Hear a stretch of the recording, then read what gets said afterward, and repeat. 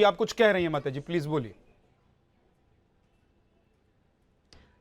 बस यही था कि मैं नहीं चाहती थी कि पब्लिक हो, पर ये तो सवाल उठना ही है ना, बहू कहाँ है, बहू कहाँ है। तो हम मजबूर हो गए बताने के लिए। नहीं तो 1 साल हो गया, हमारे परिवार वाले को भी पता नहीं था कि मेरी बहू कहाँ है। हम बताए नहीं थे। मेरे पिताजी को ये बात नहीं था कि हमारी बहू हमारा घर छोड़ के चली गई। हमारे भाइयों को ये पता नहीं था राष्ट्रपति भवन में जाने से पहले तक कि हमारे साथ ऐसा हुआ है। मैं भगवान शंकर जैसे विष पी करके जी रहा था, ये उनके पिता को भी बताया था। लेकिन जब सारा चीज़ खत्म हो गया तब मैंने अपने पिता को फ़ोन करके दिल्ली से बताया। जब वो बोले कि बातचीत हुई है, क्या हो रहा है, बहू कब आ रही है, मैंने कहा अब आप उस ख्याली पुलाव में न रहें, वो अपनी ज़िंदगी में आगे बढ़ गई हैं और आप इस सत्य को स्वीकार एक चीज और बताइए कि मैंने कई जगह जो मैं पढ़ रहा था तो मुझे पता लगा कि स्मृति जो है वो एक मल्टीनेशनल कंपनी में काम कर रही हैं, इंजीनियर हैं। आप बता रहे हैं कि वो किसी स्कूल में पढ़ा रही हैं, सच क्या है? जी वो NIT जालंधर से बीटेक की थी सिविल इंजीनियर में, और मेरा बेटा भी वहाँ से बीटेक में एडमिशन लिया था केमिकल इंजीनियर में। वो ICIC लोम्बार्ड में काम कर रही थी शादी से पहले। शादी के बाद उन्होंने वहीं से छोड़ दिया और उसके बाद मेरी जानकारी के हिसाब से किसी मल्टीनेशनल कंपनी में नहीं है। अगर हो तो मेरी जानकारी से परे है। इतनी मेरी जानकारी है कि वो किसी स्कूल में पढ़ा रही हैं। कौन से स्कूल में पढ़ा रही हैं इसकी भी जानकारी मुझे नहीं है। कहाँ रह रही हैं? इनके पिताजी भी कहे कि वो पढ़ा रही हैं अभी। नोएडा या बेंगलुरु, कहाँ रहती हैं आप? नहीं, वो गुरदासपुर में अपने वो दीनानगर गुरदासपुर अपने पिताजी के साथ रह रही हैं। अच्छा ठीक है। रवि जी, एक सवाल जो आप लोगों ने उठाया, और राहुल गांधी से आप लोगों की मुलाकात हुई थी तो आप लोगों ने कई मीडिया रिपोर्ट्स में जो बातें कही हैं, जो छपी हैं, उसमें सामने आया कि आप लोगों ने कहा कि NOK यानी कि नेक्स्ट टू किन जो है उसमें बदलाव होना चाहिए इस सेना में।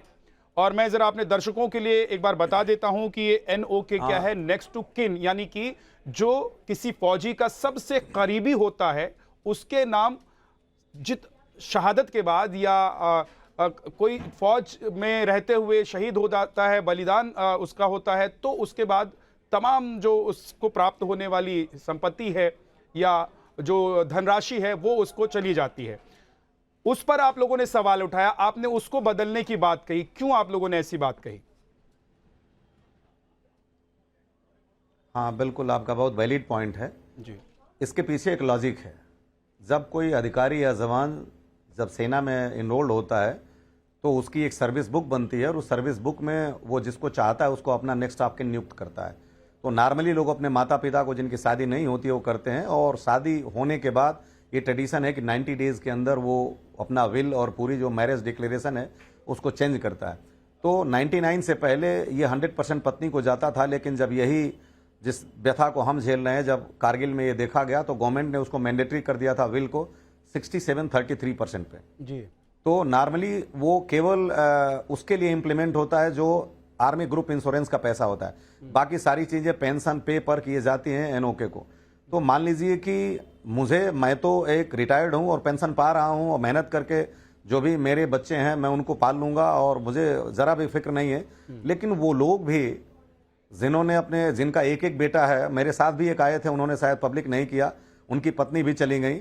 और मैं आपको बताऊं, मेजर मोहित शर्मा को भी अशोक चक्र मिला था, और गाजियाबाद में उनकी माताजी रहती हैं, जो कि उन्होंने उस कर्ज भी दिया था अपने बेटे के नाम का उस मकान का, और वो मकान भी उनके पास नहीं है। तो बहुत से लोग जो रोड पे आ गए। तो इसमें एक रेशनल चेंजिंग होना चाहिए NOK का, कि अगर आपके पीछे लेगेसी कितनी है, कम से कम देखिए माँ बाप का दुख कभी भी इस शहादत से, हमारी ज़िंदगी से मौत के हम जितने करीब जाएंगे बढ़ता जाएगा। क्योंकि एक मेरा बेटा है, कल को अगर वो पानी नहीं देगा तो मुझे मेरा बेटा याद आएगा।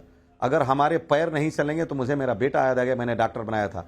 मुझे अंतिम समय में ये दुख रहेगा कि मेरा बेटा होता तो मुझे मुखाग्नि देता, जो कि हिंदू माइथोलॉजी में बड़ा बेटा ही पिता को अग्नि मुखाग्नि देता है।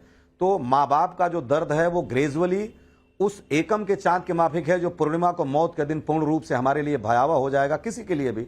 और बाकी सारे लोग, भाई बहन, इनके over a period of time अपनी अपनी ज़िंदगी में खुश हो जाएंगे, ख़त्म हो जाएगा।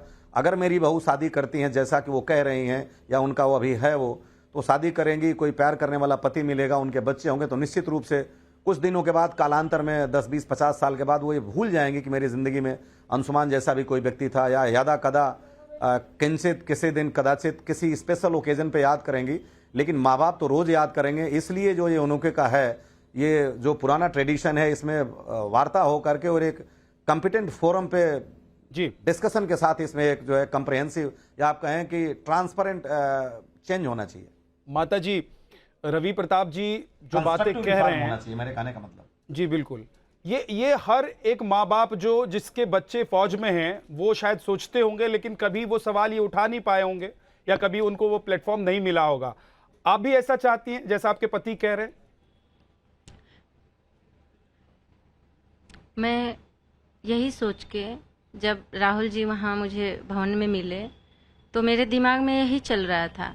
जो चार दिन से बहू हर जगह खड़ी हो रही थी, एक बार अपने सास को देखी नहीं अपने आंखों से कि ये कैसी है। पूछना तो दूर की बात है, एक माँ बेटी के रिश्ता का भी उन्होंने ऐसे घृणा से देखा कि एक बार नमस्ते भी नहीं किया। तो मुझे बहुत दर्द हो रहा था कि एक बार देखी भी नहीं, जिसको मैं अंशुमान से ऊपर रखा था। और ये भगवान मुझे सांस दिया है, झूठ नहीं बोल रही हूँ। मैं उसको बोलती थी मेरा अंशुमान तो फौज के लिए बना है, वो वहाँ रहेगा, तू मेरे साथ रहेगी, तुम्हारे साथ मैं रहूँगी, तू मेरा अंशुमान ही है। पर उसने मेरे तरफ देखा भी नहीं। तो मुझे उस दिन सडनली मैं बहुत दुखी थी।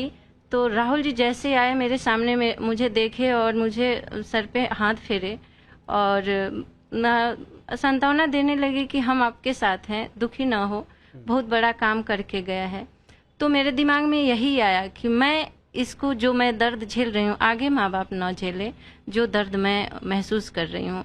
और कुछ नहीं माँ बाप को चाहिए होता है, औलाद चाहिए होता है। पर जब औलाद भी नहीं है और वो सम्मान भी बहू नहीं दे रही है, सम्मान के लिए मैं तड़प रही थी और कुछ नहीं सर, एक चीज और कुछ जोड़ना भी चाहूंगा नहीं। सर, हमारे बेटे का जो ऑफिशियल परमानेंट एड्रेस है वो भी उन्होंने 5 फरवरी 2024 को बिना हमारी कंसेंट के और बिना हमारी जानकारी में चेंज करा दिया। जो हम राष्ट्रपति भवन में गए तब पता चला कि अधिकारी का जो जिला सैनिक बोर्ड है वो भी चेंज हो चुका है, फ्रॉम देवरिया टू गुरदासपुर।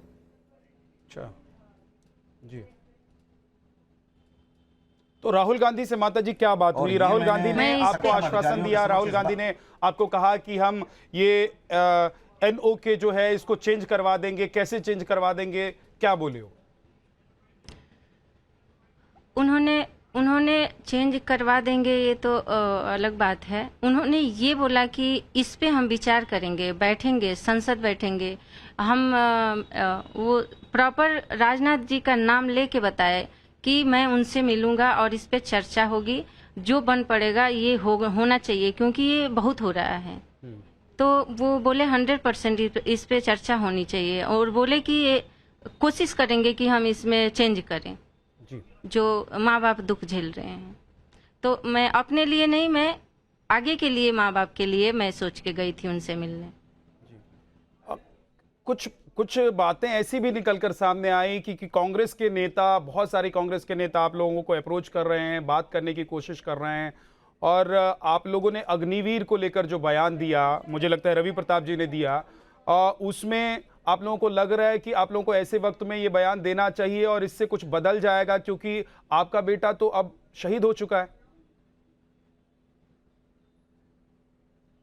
देखिए, अग्निवीर कोई कांग्रेस के नेता हमारे से टच में नहीं आए बात करने के लिए। राहुल गांधी जी के वहाँ केवल उनके जो एक बैजू जी हैं उनसे मेरी बात हुई और एक अलंकार जी हैं, उसी दिन बात हुई।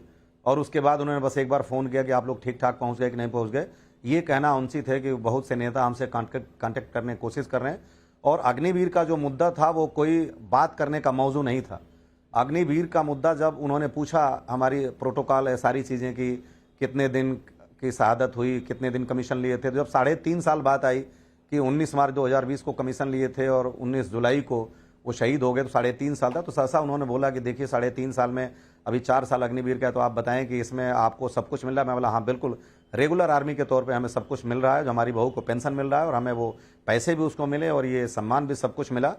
तो मैं आधिकारिक तौर पे तो कुछ भी नहीं कहा, लेकिन मैं व्यक्तिगत तौर पे एक एक्स फौजी के नाते मैं अग्निवीर को रखने या समाप्त करने का कोई भी ओपिनियन नहीं दे सकता, क्योंकि निश्चित रूप से कोई भी जब प्रपोजल आती है गवर्नमेंट के लेवल पे तो उस पर बहुत पहले स्टडी होती है, उसके बाद आती है। तो देश के लिए जो अच्छा होता है वही आता है। लेकिन सारे चीज़ों के जब संविधान में इतने परिवर्तन हो गए, संशोधन हो गए, तो निश्चित रूप से कुछ न कुछ इसकी भी कमियां और अच्छाइयां होंगी, जो कि तमाम लोग कह रहे हैं अपने अपने विवेक के अनुसार। तो मैं अपने विवेक के अनुसार ये समझ रहा था, या मेरा ऐसा विवेक कहता है कि अगर इसमें जो ट्रेनिंग इम्पार्ट करने की बात आती है, हमारे यहाँ जो सोफिस्टिकेटेड वेपन होते हैं, इक्विपमेंट्स होते हैं, उनको चलाने के लिए एक जो है कंप्रिहेंसिव ट्रेनिंग की आवश्यकता होती है, और तभी आपकी कंपिटेंसी आती है, आप एक्सपर्ट होते हैं चलाने के लिए। और उस एक्सपर्टीज़ के लिए एक आपको ब्रीफ रिगोरस ट्रेनिंग की ज़रूरत पड़ती है, और वो ट्रेनिंग आप इतने छोटे टेनोर में अगर ले भी लेते हैं 2-2.5 साल का, तो फिर आपने उसको यूटिलाइज कहाँ किया? यूटिलाइज गवर्नमेंट को नहीं होता है। तो अगर वो एक थोड़ा सा स्पेन बढ़ जाए, 6 साल 7 साल हो जाए, तो जो हमने उनको ट्रेनिंग दिया है उसको हम रेसिप्रोकल सिस्टम में हम ले भी सकते हैं, और वो जो 7 साल में कुछ पैसे वो लेके जाएंगे। नहीं, नो, अफसर में अग्निवीर नहीं है, ऑफिसर में अग्निवीर नहीं है, ठीक बात, केवल जवान अग्निवीर से हैं।